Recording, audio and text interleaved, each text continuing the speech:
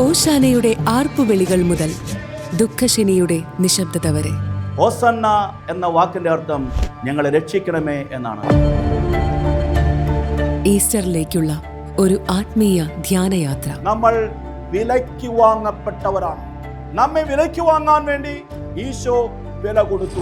ശംഷാബാദ് അതിരൂപതയുടെ arch bishop Antony Prince പനേങ്ങാടൻ നയിക്കുന്ന Easter ഒരുക്ക ധ്യാനം.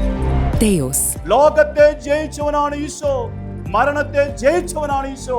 ആ മരണത്തെ ജയിച്ച യേശുവിലൂടെ നമുക്കും പുതിയ ജീവൻ പ്രാപിച്ച് കുതിച്ചുയരാൻ സാധിക്കും.